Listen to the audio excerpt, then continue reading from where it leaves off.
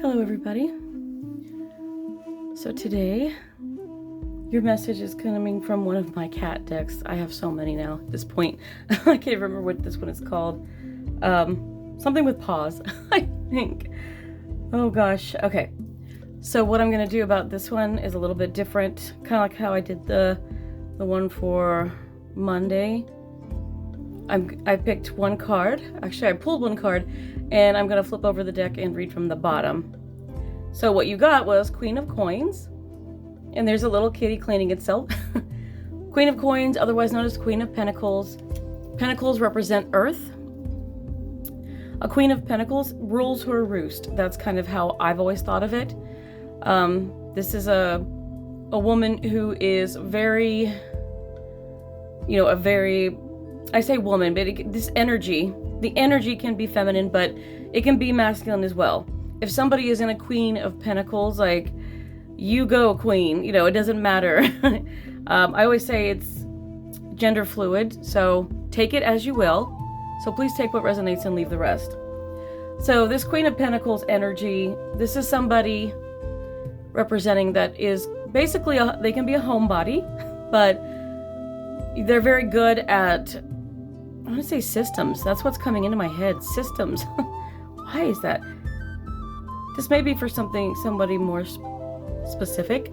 If the word systems is registering with you, like, take it. But a Queen of Pentacles is somebody who is strategic. Just like the King of Pentacles is a very smart individual who neat, clean, organized. The Queen is like the counterpart of that. That energy is there, except the Queen is really, really good. The Queen has a little bit more nurturing ability. The Queen takes care and rears the children. The Queen is at home. The Queen takes care of the household. She takes care of her castle. She'd be more willing to hear out her subjects and, is fair and just with them. She can dole out a schedule, she's got it down, cooking, cleaning, everything is either she does it or she delegates it. So if you're this person, this card is going to represent you, or somebody that this card represents. So you should know if this is you or somebody you know, or you recognize the situation, hopefully thus far. So the next card underneath is the Three of Coins. This is the Three of Pentacles. So this could be about a relationship or a friendship, community. If you're part of a community or collaborating with somebody on a project, this is what that is about. It might be something that you're already doing or will be doing soon. As we all have just entered the new year, this could be something you'll be doing soon. You may be collaborating with somebody soon. So as a Queen of Pentacles, you're going to have to learn to share or delegate, but you're going to have to learn that you can't do it all by yourself. You're going to have to learn to delegate those duties to someone else and share, as there is no I in team, okay? So please keep that in mind. Delegate the duties as needed. What is someone's strengths and weaknesses? So do what you can, but make sure that the person that you're working with is got their strengths, and what they're doing, they can do, they're capable of doing. And what they can't, you can do together. You're not perfect at everything, but neither are they. So, and just keep in mind that if you're working as a team, you're not the boss here, unless you've been put as the supervisor of this entire project, and this is your work situation. And only take this if it applies to you. This could be a whole other situation for the rest of you, okay? Then we have the Two of Wands. There's some fire energy here. So the Two of Wands, this is strategy and planning here as well. This is somebody who may be thinking of making moves. This could be physical, as in traveling or moving to a new location. Whether you're moving your household as the Queen of Pentacles, or are you thinking of moving, locations, as in moving your business, or your business is moving and you're having to think, do I want to move with them, or should I relocate to this new location, or should I quit and try something else? You're having decisions to make there. But hopefully you have time to think about it. This new year is bringing many new changes to a lot of people. So it's going to be something that hopefully you've been given enough time to use your discernment here and think, what should I do in this case? What's going to be the best for me and my family? what's going to affect you the most. So trust your intuition and do what's best for you. And then we have the moon. Again, I just said it.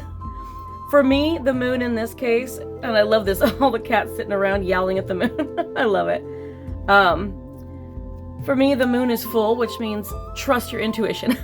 The moon represents intuition and it following it for me. If the moon was partial or like in a crescent, I would say that maybe you're kind of trusting it, but you're kind of questioning it or doubting it.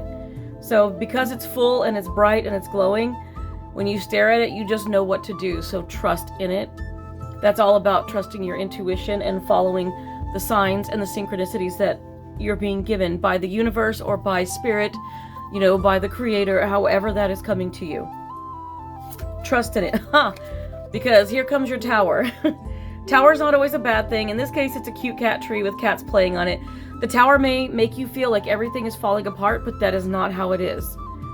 I mean, some things have to fall away and for better things to come in.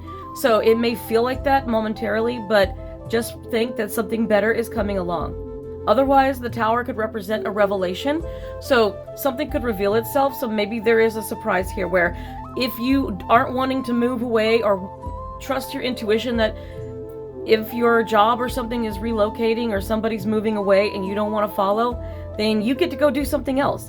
So there is a total option here for you to possibly, there might be a revelation of, oh, hey, you might be able to stay at a different office, a location locally, or maybe a new job opens up and you're able to transfer to that.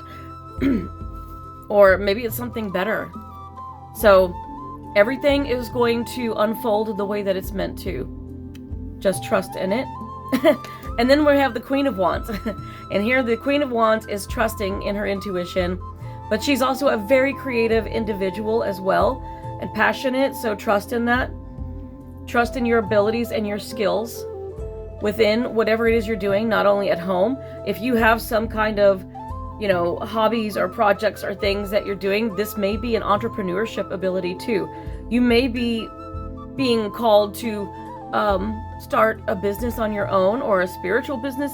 There's going to be a lot of spiritual awakenings this year, so keep in mind, that soul calling is coming for a lot of you. So that Queen of Wands, you may be called to be a queen in that area of your life as well. Then we have the Six of Coins. This is reciprocity. So what you give, you will get in return tenfold. I always love to say that. I don't say it perfectly. There's a saying, but you know what I mean, hopefully. But with reciprocity, don't give more than you get, give equally. But eventually, you're going to come full circle to the Emperor. This is where your leadership, your skills are going to put you back on top. Wherever you end up, you're going to be back on top, ruling your roost again, in your home, at your job, in your life. Whatever happens, even if it gets a little crazy for a while this year, you're going to end up on top and you have nothing to worry about. Just treat it like the Fool. Everything is going to end up a big adventure this year. So it's going to be a big, fun, exciting adventure. So enjoy the ride. Just buckle up, okay? That's your reading. So I wish you all good luck and a happy new year.